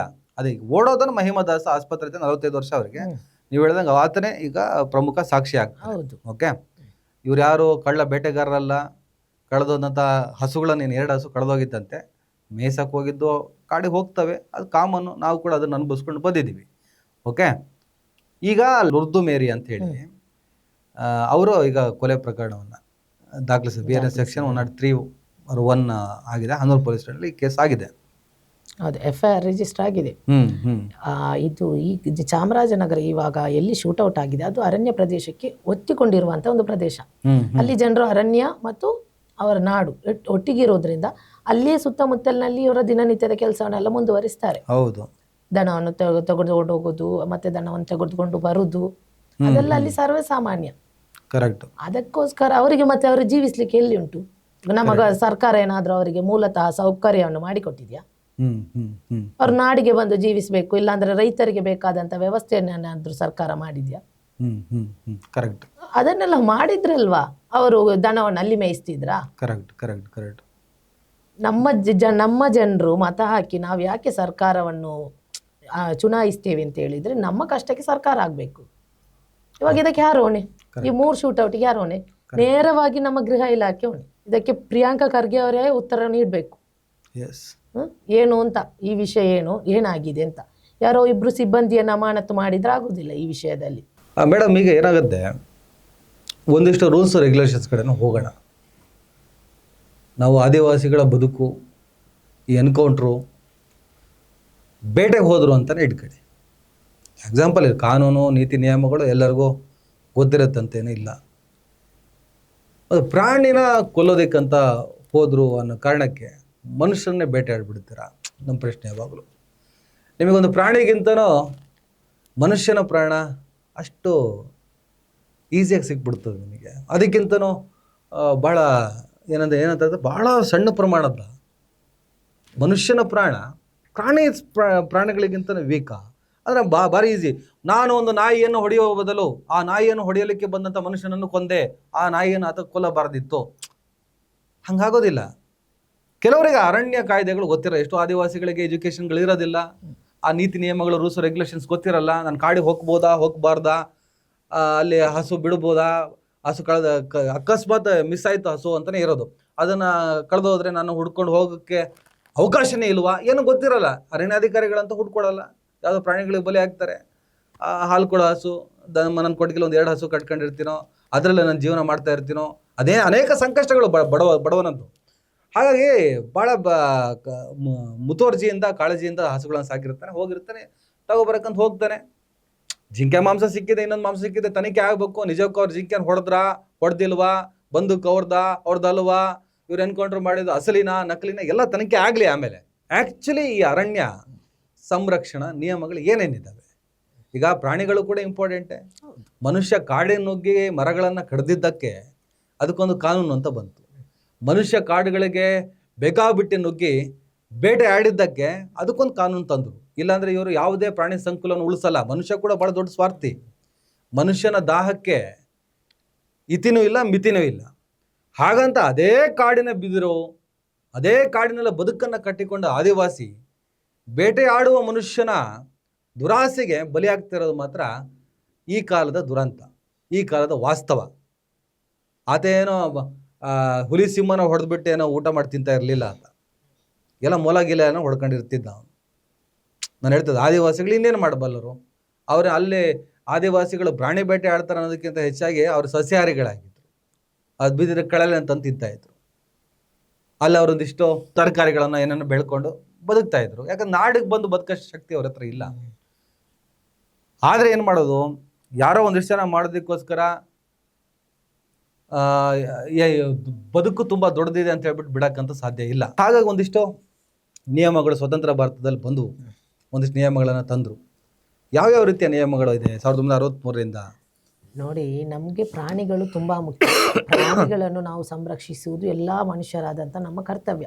ಪ್ರಾಣಿಗಳನ್ನು ನೀವು ಪ್ರಾಣಿಗಳನ್ನು ಬೇಟೆಯಾಡಿ ಅದನ್ನು ನಿಮ್ಮ ಸ್ವಾರ್ಥಕ್ಕೋಸ್ಕರ ಉಪಯೋಗಿಸಿ ಅಂತ ಎಲ್ಲೂ ಹೇಳಿಲ್ಲ. ಪ್ರಾಣಿಗಳಿಗೆ ಅದರದ್ದಾದಂಥ ಕಾಯ್ದೆ ಇದೆ, ಅರಣ್ಯ ಸಂರಕ್ಷಣಾ ಕಾಯ್ದೆ ಇದೆ. ಇವಾಗ ಕರ್ನಾಟಕ ಫಾರೆಸ್ಟ್ ಆ್ಯಕ್ಟ್, ಕರ್ನಾಟಕ ಅರಣ್ಯ ಕಾಯ್ದೆ 1963, ಅದರಲ್ಲಿ ಸೆಕ್ಷನ್ 24 ರಿಸರ್ವ್ಡ್ ಫಾರೆಸ್ಟ್ ನಲ್ಲಿ ಅನಧಿಕೃತವಾಗಿ ಮರ ಕಡಿಯುವುದು, ಅರಣ್ಯ ಉತ್ಪನ್ನಗಳನ್ನು ತೆಗೆಯುವುದು, ಬೇಟೆ, ಗುಂಡು ಹಾರಿಸುವುದು, ಬೆಂಕಿ ಹಚ್ಚುವುದು, ಅಪಾಯಕಾರಿ ರೀತಿಯಲ್ಲಿ ಬೆಂಕಿ ಇಡುವುದು, ದನಗಳನ್ನಂದ್ರೆ ಈ ಪ್ರಾಣಿಗಳನ್ನು, ಯಾವುದೇ ಒಂದು ಪ್ರಾಣಿಗಳನ್ನು ಅನಧಿಕೃತವಾಗಿ ಅಲ್ಲಿ ಮೇಯಿಸ್ಲಿಕ್ಕೆ ಹೋಗುದು, ಅರಣ್ಯಕ್ಕೆ ಬಂದೂಕು ಅಥವಾ ಬೇಟೆಗೆ ಸಂಬಂಧಿಸಿದಂತಹ ಏನುಂಟು ಸಲಕರಣೆಗಳನ್ನು ತೆಗೆದುಕೊಂಡು ಹೋಗುವುದು. ಸೆಕ್ಷನ್ 74 ಅವಾಗ ಈ ಅರಣ್ಯ ಅಧಿಕಾರಿಗಳಿಗೆ ನಮ್ಮ ಕಾನೂನಿನಲ್ಲಿ ಅವಕಾಶಗಳುಂಟು. 74 ಏನು ಹೇಳುತ್ತೆ, ವಾರೆಂಟ್ ಇಲ್ಲದೆ ನೀವು ಅರೆಸ್ಟ್ ಮಾಡಬಹುದು ತಕ್ಷಣ. ನಿಮ್ಗೆ ವಾರೆಂಟ್ ಬೇಡ, ಅವರನ್ನು ಅರೆಸ್ಟ್ ಮಾಡಿ ತನ್ನಿ. 76A ಅಪರಾಧವನ್ನು ತಡೆಯಲು, ಅಪರಾಧವನ್ನು ಹಿಡಿಯಲು ಅಗತ್ಯವಾದಷ್ಟು ಬಲ ಪ್ರಯೋಗ ಮಾಡುವ ಎಲ್ಲ ಅಧಿಕಾರವನ್ನು ಇವರಿಗೆ ಕೊಟ್ಟಿದೆ. ಅದು ವನ್ಯಜೀವಿ ವೈಲ್ಡ್ ಲೈಫ್ ಪ್ರೊಟೆಕ್ಷನ್ ಆಕ್ಟ್ ಅಲ್ಲೇ ಉಂಟು. ಓಕೆ, ಒಂದು ವೇಳೆ ಆ ರೀತಿ ಸಂದರ್ಭ ಬಂದ್ರೆ ನೀವೇನು ಮಾಡಬೇಕು ಅಂತ ಹೇಳಿ. ಅರಣ್ಯ ಉತ್ಪನ್ನ, ವಾಹನ, ಆಯುಧಗಳನ್ನು ವಶಪಡಿಸಿಕೊಳ್ಳುವಂತ ಅಧಿಕಾರಗಳುಂಟು. ಆ ಏನ್ ಸೀಸ್ ಮಾಡ್ತಾರೆ ಅದನ್ನು ಹಾಗೆ ಯಾವ ರೀತಿಯಲ್ಲಿ ಸೀಸ್ ಮಾಡಿದ ಅದೇ ರೀತಿ ಅಧಿಕಾರಿಗಳ ಮುಂದೆ ಅವರು ತೆಗೆದುಕೊಂಡು ಹೋಗಿ ಕೊಡಬೇಕು. ತನಿಖೆ ನಡೆಸುವಂತ ಎಲ್ಲ ಪೊಲೀಸ್ ಸ್ಟೇಷನ್ಗೆ ಇನ್ಚಾರ್ಜಿನಂತೆ ಹುದ್ದೆಗಳನ್ನು ನಿಭಾಯಿಸಬೇಕು. ನಮ್ಮ ವೈಲ್ಡ್ ಲೈಫ್ ಪ್ರೊಟೆಕ್ಷನ್ ಆಕ್ಟ್ 1972 ಏನು ಹೇಳುತ್ತೆ, ವನ್ಯ ಪ್ರಾಣಿಗಳನ್ನು ಬೇಟೆಯಾಡುವುದು, ಕೊಳ್ಳುವುದು, ಮಾಂಸಕ್ಕಾಗಿ ಸಾಗಿಸುವುದು ಕಠಿಣವಾದಂಥ ಅಪರಾಧ. ಅಭಯಾರಣ್ಯ, ರಾಷ್ಟ್ರೀಯ ಉದ್ಯಾನ ಪ್ರವೇಶಕ್ಕೆ ನಿರ್ಬಂಧ ಉಂಟು. 50 ಅರಣ್ಯ ಜೀವಿ ಅಧಿಕಾರಿಗಳಿಗೆ ಪ್ರವೇಶ, ಅವರಿಗೆ ಬಂಧನವನ್ನು ವಶಪಡಿಸಿಕೊಳ್ಳುವ ಅಧಿಕಾರ ಎಲ್ಲ ಕೊಟ್ಟಿದೆ. ಒಂದು ವೇಳೆ ಈ ರೀತಿಯಾದಂಥ ಬೇಟೆಗೆ ಸಂಬಂಧಿಸಿದಂತಹ ಶಿಕ್ಷೆಗೆ ಒಳಗಾದವರಿಗೆ, ಯಾರೆಲ್ಲ ಅಪರಾಧಕ್ಕೊಳಗಾಗಿದ್ದಾರೆ ಅವರಿಗೆ 3 ರಿಂದ 7 ವರ್ಷದ ತನಕ ಕಾರಾಗೃಹ ವಾಸ ಉಂಟು.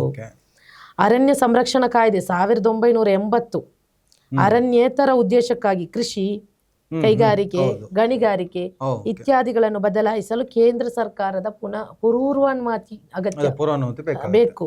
ಉಲ್ಲಂಘನೆಗೆ ಕಠಿಣವಾದಂತ ಕಾನೂನು ಕ್ರಮ ತಗೊಳ್ಬೇಕು ಅಂತ ಉಂಟು.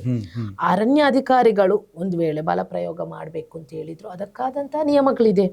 ಅವರಿಗೆ 76A ಯಲ್ಲಿ ಏನೇನು ಅವಕಾಶಗಳನ್ನು ಕೊಟ್ಟಿದೆ ಅದನ್ನು ಅವರು ಆ ಗೈಡ್ಲೈನ್ಸ್ ಅನ್ನು ಫಾಲೋ ಮಾಡಲೇಬೇಕು. ಅವರೊಂದು ವೇಳೆ ಅವರಲ್ಲಿ ಏನಾದರೂ ಆಯುಧಗಳಿದ್ರೆ, ವಾಹನವನ್ನು ವಶಪಡಿಸಿಕೊಳ್ಳಿಕ್ಕಿದ್ರೆ ಅವರಿಗೆ ಕೊಟ್ಟಂತ ಅಧಿಕಾರವನ್ನು ಉಪಯೋಗಿಸಿಯೇ ಅವರು ವಶಪಡಿಸಿಕೊಳ್ಬೇಕು ಅಂತ ಹೇಳಿದೆ.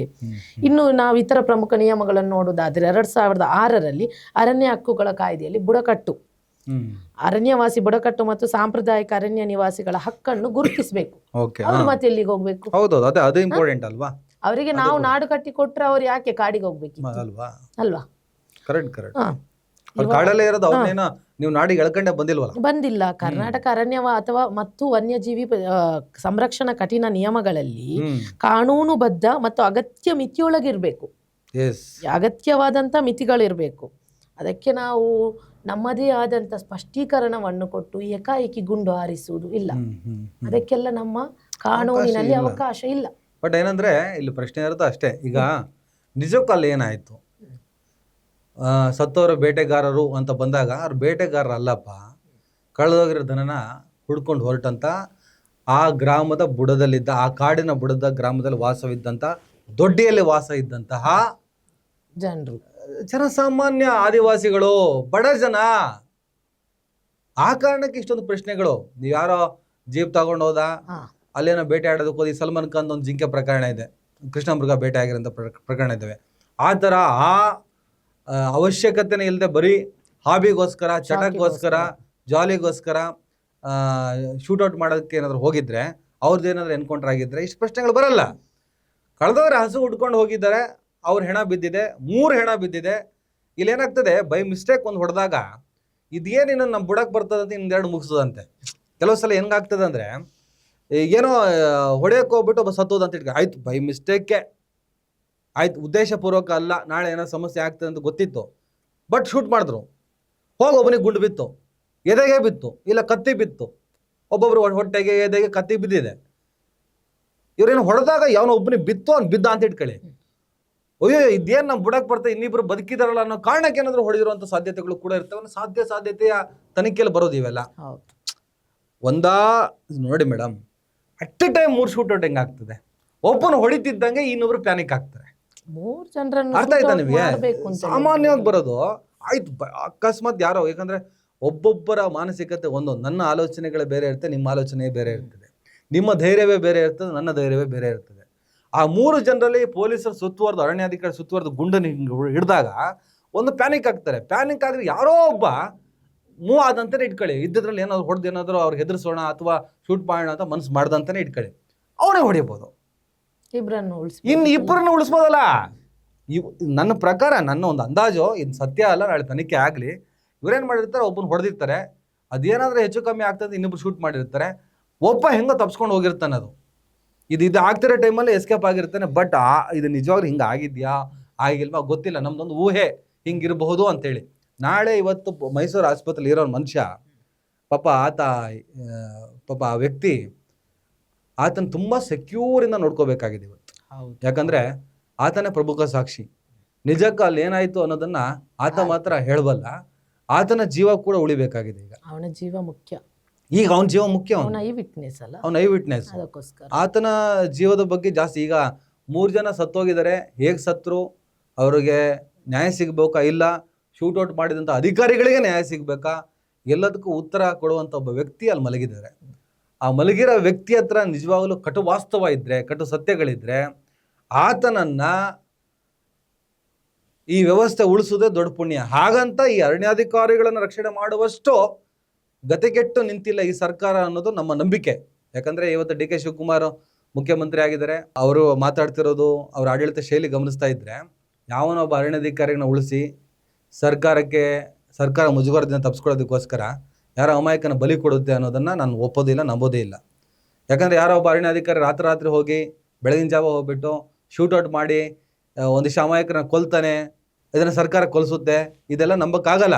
ಇವ್ರು ಯಾರೋ ಮಾಡೋಂಥ ಇಂಥ ನೀಚ ಕೆಲಸಕ್ಕೆ, ಇಂಥ ಕ್ರೈಮ್ಗೆ ಸರ್ಕಾರ ಯಾವುದಕ್ಕೂ ಹೊಣೆ ಆಗೋಕ್ಕಾಗೋದಿಲ್ಲ.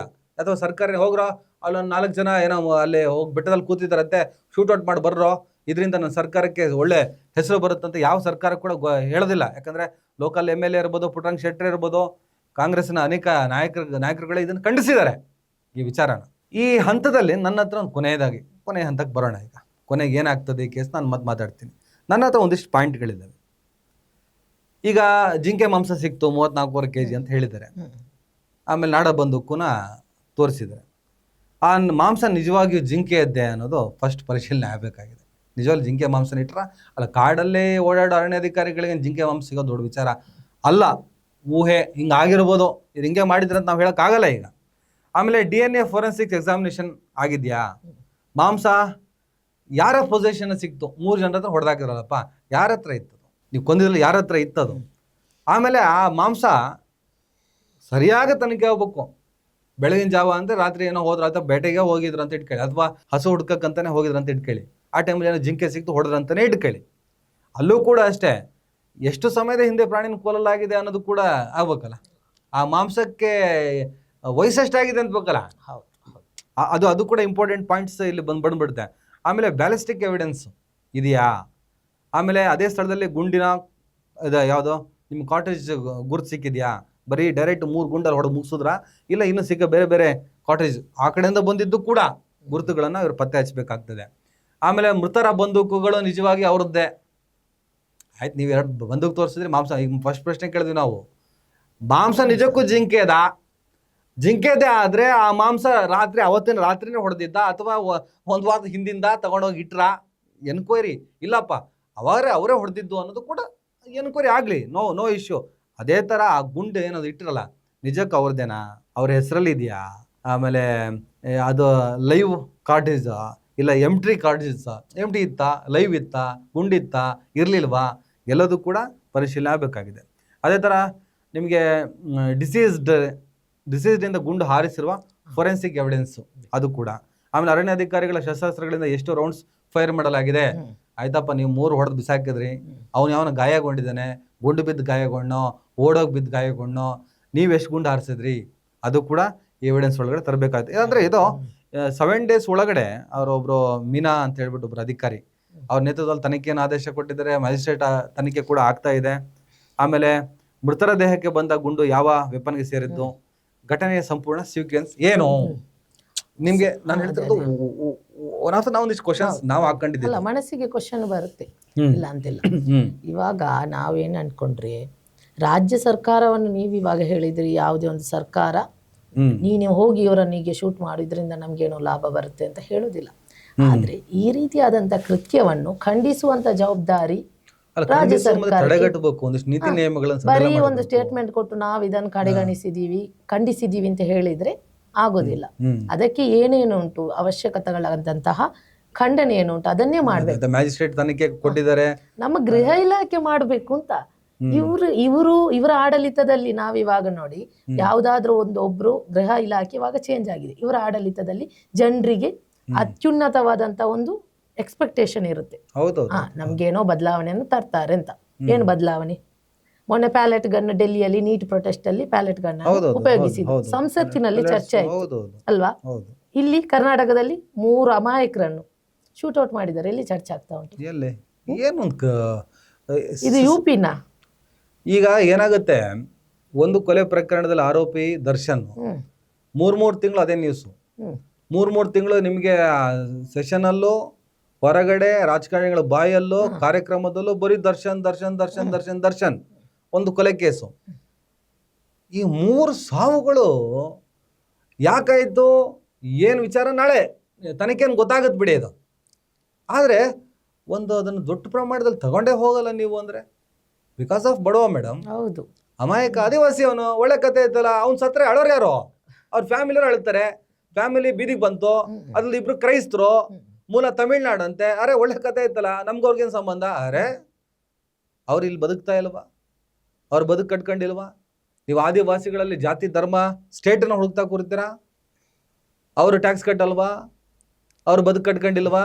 ಈಗ ನೋಡಿ ನಮ್ಮ ಅದ್ರಲ್ಲೊಂದಿಬ್ರು ಏನೋ ಬೇಸಿಕ್ಕು ತಮಿಳ್ನಾಡು ಮೂಲದವ್ರು ಅಂತ ಕಂಪ್ಲೀಟಾ, ಅಥವಾ ಒಂದಿಬ್ಬರು ಜೋಸೆಫ್ ವಿಜಯ್ ಕೂಡ ಸರಿ ತನಿಖೆ ಮಾಡಬೇಕಿದ್ದು ಅಂತ ಅವರು ಕೂಡ ಎಂಟ್ರಿ ಆಗಿದ್ದಾರೆ. ವಿಚಾರದಲ್ಲಿ ಆಗ್ತದೆ. ಮಾನವೀಯತೆ ಇರುವಂತಹ ಪ್ರತಿಯೊಬ್ಬನೂ ಕೂಡ ಮನುಷ್ಯ ಜೀವದ ಬಗ್ಗೆ ಕನ್ಸರ್ನ್ ಇರುವಂಥ ಯಾವುದೇ ವ್ಯಕ್ತಿ ಕೂಡ ಇಂಥ ವಿಚಾರದಲ್ಲಿ ಬರಲೇಬೇಕಾಗ್ತದೆ. ಕೊನೆಯದಾಗಿ ಏನು ಹೇಳ್ತೀರಿ ಮೇಡಮ್? ಏನು ನಿಮ್ಮ ಜುಡಿಷಿಯಲ್ ಸಿಸ್ಟಮ್ ಒಳಗಡೆ ಈ ಕೇಸ್ ಮುಂದೆ ಯಾವ ಥರ ಹೋಗ್ತದೆ? ನಾವು FIR ಆಗಿದೆ, ಕಾನೂನಿನಲ್ಲಿ ನೋಡ್ಬೇಕಂದ್ರೆ FIR ಆಗಿದೆ, ಅವರಿಗೆ ಕಾನೂನು ರೀತಿಯಲ್ಲಿ ಏನು ರೀತಿ ಶಿಕ್ಷೆ ಆಗಬೇಕು ಅದು ಶಿಕ್ಷೆ ಆಗುತ್ತೆ. ಕಾನೂನಿನ ಮುಂದೆ ಯಾರು ದೊಡ್ಡವರಲ್ಲ, ಸಮಾನರಲ್ಲ. ನಾವು ಅದನ್ನು ಸಾಕ್ಷ್ಯ ನಾಶ ಆದ್ರೂ ಅದು ಪ್ರಾಸಿಕ್ಯೂಷನ್ ಉಂಟು, ನಮ್ಮ ಡಿಫೆನ್ಸ್ ಉಂಟು, ಏನು ಮಾಡಬೇಕು ಮಾಡುತ್ತೆ. ನಾವು ಇವರ ಈ ಅಮಲು ತುಂಬಿದಂಥ ಆಣೆಗಳನ್ನು ನಾವು ಹೇಗೆ ಹತ್ತಿಕ್ಬೇಕು ಅದನ್ನು ಸರ್ಕಾರ ಮಾಡಬೇಕು ಅಂತ ಕೇಳ್ಕೊಳ್ತೀನಿ. ನಮ್ಮ ಗೃಹ ಇಲಾಖೆ ಮಾಡಬೇಕು, ಮುಖ್ಯಮಂತ್ರಿ ಅವರು ಮಾಡಬೇಕು. ಬರೀ ಇವರಿಗೆ ಯೂನಿಫಾರ್ಮ್ ಹಾಕಿ ನಿಲ್ಸೋದಲ್ಲ, ಯಾವ ರೀತಿ ಶೂಟ್ ಮಾಡಬೇಕು, ಯಾವ ಸಂದರ್ಭದಲ್ಲಿ ಮಾಡಬೇಕು, ಅದಕ್ಕೆ ಟ್ರೈನಿಂಗ್ ಕೊಡಬೇಕು ಮೊದಲು. ಅದನ್ನು ಯಾರ ಮೇಲೆ? ನಿಮ್ಗೆ ಒಂದು ಆಶ್ಚರ್ಯಕರ ಸಂಗತಿ, ನಿನ್ನೆ ಒಂದು ಮೀಡಿಯಾ ನೋಡ್ತಿದ್ದೆ, ಮಾಧ್ಯಮದವನು ಹೇಳ್ತಾನೆ, ಒಬ್ಬ ಮಿನಿ ವೀರಪ್ಪನ್. ಯಾರನ್ನು ಮಿನಿ ವೀರಪ್ಪನ್ ಅಂತ ಕರೆದಿದ್ದ? ಮಿನಿ ವೀರಪ್ಪನ್ ಅಂತ ಕರೀತಾರೆ ಈ 3 ಜನ ಸತ್ತವರನ್ನು, ರೈತರನ್ನು, ಆದಿವಾಸಿಗಳು, ಇವರಿಗೆಲ್ಲ ವೀರಪ್ಪನ್ ಅಂತ. ಜಂತರ್ ಮಂತರ್ನಲ್ಲಿ ಸ್ಟೂಡೆಂಟ್ಗಳು ಪ್ರೊಟೆಸ್ಟ್ ಮಾಡಿದಾಗ ಆ ಪ್ರೊಟೆಸ್ಟ್ ನಡೀತಿದ್ದ ಜಾಗವನ್ನ ಕಾಮಾಟಿಪುರ ಅಂತ ಬರ್ತಿದ್ದ ಒಬ್ಬ ಪತ್ರಕರ್ತ. ಅದೇ ನಾನು ಹೇಳಿಲ್ವಾ ಅವಾಗ ಹೇಳ್ದೆ, ಕಾಮಾಟಿಪುರ ನಮಗೆ ಕಾಣಿಸ್ಲಿಲ್ಲ, ಅಲ್ಲಿ ಮಕ್ಕಳ ಆರ್ತನಾದಗಳಿತ್ತು, ಉದ್ಯೋಗಕ್ಕೋಸ್ಕರ ಅವರ ಹಪಾಹಪಿ ಇತ್ತು, ನೆಟ್ಟಿ ಎಕ್ಸಾಮ್ ಮಾಡಿ ಅಂತ ಹೇಳ್ಬಿಟ್ಟು ಅವರು ಕೂಗ್ತಾ ಇದ್ರು, ರಣಾಕ್ರೋಶ ಇತ್ತು. ಕಾಮಾಟಿಪುರ ಅಲ್ಲಿರಲಿಲ್ಲ. ಮೇ ಬಿ ನಿನ್ನ ಹೆಂಡತಿ ಮಕ್ಕಳನ್ನ ಅಲ್ಲಿ ಕಳಿಸು, ಅದು ಕಾಮಾಟಿಪುರ ಆಗ್ಬೋದೇನೋ ಅಂತ ಹೇಳ್ಬಿಟ್ಟು ನಾವು ಸುಮ್ಮನೆ ನಿನ್ನೆ ಒಂದು ಸ್ಟೇಟ್ಮೆಂಟನ್ನು ನಾವು ರಿಲೀಸ್ ಮಾಡಿದ್ವಿ. ಬಟ್ ನೀನು ಮಾಡುವಂಥ ಕಚಡ ಲೇಖನಕ್ಕೆ, ಕಚಡ ಆರ್ಟಿಕಲ್ಗೆ ನಿನ್ನ ಹೆಂಡತಿ ಮಕ್ಕಳು ಅಂತಂದಿದ್ದು ಕ್ಷಮೆ ಇರಲಿ ಅಂತ ಕೂಡ ನಾನು ಕೇಳ್ಕೊಂಡೆ. ಸೊ ಮಿನಿ ವೀರಪ್ಪನ್ ಏನು ನೀವು ನೋಡಿದ್ನ ಎಷ್ಟು ದಂತ ಕಿತ್ತದ್ರಂತೆ? ಯಾಕೆ ಹೇಳಿ ಮಿನಿ ವೀರಪ್ಪನ್ ಅಂತಾರೆ? ಇವತ್ತಿನ ಮಾಧ್ಯಮ ಮೈಂಡ್ ಸೆಟ್ ಹೆಂಗೆ ಯೋಚನೆ ಮಾಡುತ್ತಂದ್ರೆ, ಅಲ್ಲಿ ಸತ್ತವರಲ್ಲಿ 2 ಪೀಟರ್ ಇದ್ರು, ಒಬ್ಬ ಆಂಥೋನಿ ಇದ್ದ, ಅಷ್ಟೇ ಸಾಕೋರಿಗೆ. ಸತ್ತವನ ಹೆಸರು ಕೂಡ ಇವರ ಡಿಕ್ಲರೇಷನ್ಗೆ ಅನುಕೂಲ ಆಗ್ತದೆ. ಸತ್ತವನು ಯಾರು? ಅದೇ ಸತ್ತವರ ಹೆಸರು ಬದಲಾಗಿದ್ರೆ ಇವ್ರದ್ದು ಸ್ಟೈಲ್ ಆಫ್ ನೆರೆಟಿವೇ ಬೇರೆ ಇರ್ತಾ ಇತ್ತು. ಸೊ ಇದು ಮಾಧ್ಯಮದ ವ್ಯವಸ್ಥೆ. ಇಷ್ಟೇ ಅಲ್ಲ ಮೇಡಮ್? ಮಾಧ್ಯಮದ ವ್ಯವಸ್ಥೆ ಇಷ್ಟೇ ಇದೆ. ಓಕೆ, ಮುಗಿಸೋಣ ಅಲ್ವಾ? ಓಕೆ ಸ್ನೇಹಿತರೆ, ನಾವು ಏನು ಹೇಳ್ತೀವಂದ್ರೆ, ಕಳೆದೋಗಿರೋ ದನನ ಹುಡ್ಕೊಂಡಕ್ಕೆ ಹೋಗಿದ್ರು. ರಾತ್ರಿ ಹೊತ್ತು ಲೇಟ್ ಆಗಿತ್ತು ಅಂತ ಬೆಟ್ಟದ ಮೇಲಿದ್ರು. ಅವ್ರನ್ನ ಅರಣ್ಯಾಧಿಕಾರಿಗಳು ಶೂಟ್ ಮಾಡಿ ಕೊಂದಿದ್ದಾರೆ. Point number 1. ಅಲ್ಲಿ ಜಿಂಕೆ ಮಾಂಸ ಇತ್ತು, ನಾಡ ಬಂದೂಕು ಸಿಕ್ತು. ಜಿಂಕೆ ಮಾಂಸ ನಿಜಕ್ಕೂ ಅವರೇ ಜಿಂಕೆಯನ್ನು ಹೊಡೆದು ಮಾಡ್ಕೊಂಡಿದ್ದ? ಜಿಂಕೆ ಮಾಂಸನೇ ಯಾಕೆ ಸಿಕ್ತು? ಜಿಂಕೆ ಯಾಕೆ ಸಿಕ್ಕಿಲ್ಲ? ಅದ್ರದ್ದೇನು ಅವಶೇಷಗಳೇನಾದ್ರು ಉಳ್ಕೊಂಡಿದ್ದಾವ? ಮಾಂಸ ಅವರೇ ಕಟ್ ಮಾಡಿ ಇಟ್ಕೊಂಡಿದ್ರ, ಇವ್ರು ತಂದು ಇಟ್ಟಿದ್ರ? ಆ ಮಾಂಸ ಎಷ್ಟು ಗಂಟೆ ಅಥವಾ ಎಷ್ಟು ದಿನ, ಎಷ್ಟು ವಾರದ ಹಿಂದಿನದ್ದು, ಅಥವಾ ಕೆಲವೇ ತಾಸಿನ ಮುಂಚೆ ಮಾಂಸ ಆಗಿದ್ದ? ಅದು ತನಿಖೆ ಆಗ್ತದೆ. ಆಮೇಲೆ ಅರಣ್ಯಾಧಿಕಾರಿಗಳು ಯಾಕೆ ಶೂಟ್ ಮಾಡಿದ್ರು? ನಾಳೆ ಏನಾದರೂ ಸಮಸ್ಯೆ ಆಗ್ತಂದು ಗೊತ್ತಿದ್ದು ಯಾಕೆ ಶೂಟ್ ಮಾಡಿದ್ರು ಅನ್ನೋ ಪ್ರಶ್ನೆಗಳು ಕೂಡ ನಾವು ಒಂದಿಷ್ಟು ಚರ್ಚೆಗಳನ್ನು ಮಾಡಿದ್ವಿ.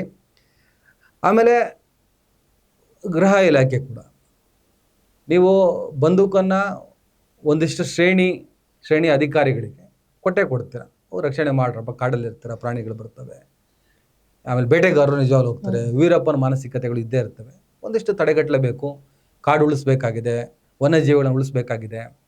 ಹಾಗಾಗಿ ನಿಮ್ಮ ಆತ್ಮರಕ್ಷಣೆಯೂ ಮುಖ್ಯ ಅಂತ ಹೇಳ್ಬಿಟ್ಟು ನೀವು ಬಂದೂಕನ್ನು ಕೊಡ್ತೀರ. ಬಂದೂಕನ್ನು ಕೊಡಬೇಕಾದ್ರೆ ನೀವು ಯಾರ ಕೈಲಿ ಬಂದೂಕು ಕೊಡ್ತೀರಲ್ಲ, ಅವನು ಮೆಂಟಲಿ ಹೇಗಿದ್ದಾನೆ, ಮೆಂಟಲಿ ಫಿಟ್ನೆಸ್ ಹೇಗಿದೆ ಅನ್ನೋದು ಕೂಡ ನೋಡ್ಕೋಬೇಕು. ಕೆಲವ್ರಿಗೆ ಏನಾಗುತ್ತೆ ಅಂದರೆ, ಒಳ್ಳೆ ಬುಲೆಟ್ ಕೈಗೆ ಸಿಕ್ಕಿದ್ರೆ ಒಂದು ಸಲ ವೀಲಿಂಗ್ ಮಾಡಿ ಬರೋಣ ಅನಿಸ್ಬಿಡ್ತದೆ, ಚಟಗಳಿರ್ತವೆ. ಬಂದೂಕು ಇಟ್ಕೊಂಡು ಬೇಜಾರಾಗಿರ್ತದೆ. ಸಿಕ್ಕಿದೆ ಚಾನ್ಸು ಹೊಡೆದು ನೋಡೋಣ ಅಂತ ಹೇಳ್ಬಿಟ್ಟು ನೇಮ್ ಆಫ್ ಫೇಮ್ ಬಂದುಬಿಡ್ಬೋದು, ಯಾರೋ ಬೇಟೆಗಾರನ ಹೊಡೆದಾಕಿದ್ವಿ, ಏನೋ ಕ್ರೆಡಿಟ್ ತಗೋಬೇಕು, ಈ ಹುಚ್ಚಾಟಕ್ಕೆ ಬೀಳುವಂಥ ಮಾನಸಿಕತೆ ಇದೆ. ಮತ್ತು ಈಗಿನ ನನ್ನ ದೇಶದ ಅನೇಕ ಅಧಿಕಾರಿ ಮನಸ್ಥಿತಿ, ಯುವ ಮನಸ್ಥಿತಿಗಳಲ್ಲಿ ಒಂದಿಷ್ಟು ಹುಚ್ಚುಗಳು ಜಾಸ್ತಿ ಆಗಿಬಿಟ್ಟಿದ್ದಾವೆ. ಅದೇನಂತ ಗೊತ್ತಿಲ್ಲ. ಮನುಷ್ಯನ ದೇಶಿಸುವಷ್ಟು ಹುಚ್ಚು, ಮನುಷ್ಯನ ದೇಶಿಸುವಷ್ಟು ಹುಚ್ಚಿರುವಂಥ ವ್ಯಕ್ತಿ ಅಧಿಕಾರಿನೂ ಆಗಿರ್ಬೋದು. ಆತನ ಕೈಯಲ್ಲಿ ಬಂದೂಕು ಸಿಕ್ಕಿದಾಗ ಆತ ಕೂಡ ತನ್ನ ಹುಚ್ಚುತನವನ್ನು ಮೆರಿಬೋದು. ಎಲ್ಲ ಸಾಧ್ಯತೆ ಇರುತ್ತೆ. ಆದರೆ ನಾವು ಯಾವತ್ತೂ ಕೂಡ ಜೀವದ ಪರ, ಆದಿವಾಸಿಗಳ ಪರ, ಈ ದೇಶದ ಮೂಲ ನಿವಾಸಿಗಳೇ ಆದಿವಾಸಿಗಳು. ಅವ್ರ ಬದುಕು ಎಲ್ಲಿ ಕಟ್ಕೊಂಡಿದ್ರೆ ಅಲ್ಲೇ ನೀವು ಕಡಿವಾಣ ಹಾಕಿದಿರಿ, ಬೇಲಿ ಹಾಕಿಬಿಟ್ಟಿದ್ದೀರಿ. ಆತ ಮತ್ತೆಲ್ಲೋ ಬದುಕನ್ನು ಕಂಡ್ಕೊಳ್ಳೋಕ್ಕಾಗೋದಿಲ್ಲ. ತೀರಾ ಹಸು ಕಳೆದೋಗಿದೆ ಅಂತ ಹುಡ್ಕೋಕೆ ಹೋದರೂ ಕೂಡ ಸಾಯುವಂಥ ಸ್ಥಿತಿಗೆ ಬಂದುಬಿಟ್ಟಿದ್ದಾನೆ. ಬಟ್ ತನಿಖೆ ಆಗಲಿ. ವಾಸ್ತವ ಏನು? ಮಹಿಮಾ ದಾಸ್ ಅಂತ ಹೇಳ್ಬಿಟ್ಟು ಒನ್ ಆ್ಯಂಡ್ ಓನ್ಲಿ ಎವಿಡೆನ್ಸ್, ಬೇರೆ ಬೇರೆ ಎವಿಡೆನ್ಸ್ ತೆಗಿತಾರೆ ಪೊಲೀಸ್. ಈ ಅರಣ್ಯಾಧಿಕಾರಿಗಳ ಮೂಲದಿಂದ ಅನೇಕ ರೀತಿಯ ಎನ್ಕ್ವೈರಿಗಳು ಆಗ್ತವೆ. ಆದರೆ ಆ ಎನ್ಕ್ವೈರಿ ಪಾರದರ್ಶಕವಾಗಲಿ, ಆ ಎನ್ಕ್ವೈರಿ ಮೇಲೆ ಸರ್ಕಾರ ಯಾವುದೇ ರೀತಿಯ ಒತ್ತಡಗಳನ್ನು ಹೇರದೇ ಇರಲಿ. ಮುಜುಗರ ಆಗ್ತದೆ, ಇನ್ನೊಂದು ಆಗ್ತದಲ್ಲ. ನೀವು ಸುಪಾರಿ ಕೊಟ್ಟೇನು ಕೊಲೆ ಮಾಡಿಸಿದ್ದಲ್ಲ, ಮುಜುಗರಕ್ಕೆ ಎದುರು ಅಗತ್ಯ ಇಲ್ಲ. ಸರಿಯಾದ ತನಿಖೆಯನ್ನು ನಡೆಸಿ ಅದೊಂದು ಫೇಕ್ ಎನ್ಕೌಂಟ್ರ್ ಆದರೆ, ಅದೊಂದು ನಕಲಿ ಎನ್ಕೌಂಟ್ರ್ ಆದರೆ ಆ ಜೀವದ ಜೊತೆ ನಿಂತ್ಕೊಳ್ಳಿ. ಆವಾಗ ಇಡೀ ನಾಡು ನಿಮ್ಮನ್ನು ಮೆಚ್ಕೊಳ್ತವೆ, ಒಪ್ಕೊಳ್ತವೆ. ಇಲ್ಲ ಅಂದರೆ ಖಂಡಿತವಾಗ್ಲೂ ಇದಕ್ಕೆಲ್ಲ ನೀವು ಉತ್ತರದಾಯ ಆಗೇ ಆಗ್ತೀರಿ. ಕಾಲ ನಿಮಗೆ ಉತ್ತರ ಖಂಡಿತವಾಗ್ಲೂ ಕೊಡ್ತದೆ. ಗೃಹ ಇಲಾಖೆ ಪ್ರಿಯಾಂಕ್ ಖರ್ಗೆ ಅವರು RSS ರಿಜಿಸ್ಟ್ರೇಷನ್ನ ಮಾಡಿಸೋದಕ್ಕೆ ಜಾಸ್ತಿ ತಲೆ ಕೆಡಿಸ್ಕೊಳಕ್ಕೆ ಹೋಗಬೇಡಿ. ಅದು ಹಾಗೆ ಹೋಗೋ ಮಾತಲ್ಲ ಅಂತ ನಿಮಗೂ ಚೆನ್ನಾಗಿ ಗೊತ್ತಿದೆ. ಸುಮ್ಮನೆ ಟೈಮ್ ವೇಸ್ಟ್ ಮಾಡೋ ಬದಲು ಈ ಥರದ ಅನೇಕ ಅಪಸವ್ಯಗಳು ಈ ನಾಡಲ್ಲಿ ನಡೀತಾ ಇದ್ದಾವೆ. ಅದರ ಕಡೆ ಫೋಕಸ್ ಆಗಿ ಅದಕ್ಕೆ ಕಡಿವಾಣ ಹಾಕುವ ನಿಟ್ಟಿನಲ್ಲಿ ಕೆಲಸ ಮಾಡಿ. ಕೃಷ್ಣ ಬೈರೇಗೌಡರು ಬೆಂಗಳೂರನ್ನ ಸ್ವಚ್ಛ ಮಾಡ್ತೀನಿ ಅಂತ ಹೇಳ್ಬಿಟ್ಟು ಭಾಳ ಚೆನ್ನಾಗಿ ಕೆಲಸ ಮಾಡ್ತಾಯಿದ್ದಾರೆ. DK ಶಿವಕುಮಾರ್ ಅವರು ಅಭಿವೃದ್ಧಿ ಕಡೆಗೆ ಭಾಳ ಅದ್ಭುತವಾಗಿ ಸಾಗ್ತಾ ಇದ್ದಾರೆ. ಗೃಹ ಇಲಾಖೆ ಗೃಹ ಮಂತ್ರಿಯಾಗಿ ತಾವು ಮಾತನ್ನು RSS ಚಿಟ್ಟು ಹಿಡಿದ್ಬಿಟ್ಟಿದೆ. ಅದನ್ನು ಬದಿಗಿಟ್ಟು ದಯವಿಟ್ಟು ಈ ಥರದ ಮೂಲಭೂತ ಸಮಸ್ಯೆಗಳಿದ್ದಾವೆ, ಬದುಕಿನ ಪ್ರಶ್ನೆಗಳಿದ್ದಾವೆ, ಆ ಕಡೆ ಒಂದಿಷ್ಟು ಕ್ರಮಗಳನ್ನು ತೆಗೆದುಕೊಳ್ಳುವ ನಿಟ್ಟಿನಲ್ಲಿ ಕೆಲಸ ಮಾಡಿ ಅಂತ ಹೇಳ್ತಾ ನಾವು ಈ ಡಿಬೇಟ್ನ ಮುಗಿಸ್ತೀವಿ. ನಮಸ್ಕಾರ.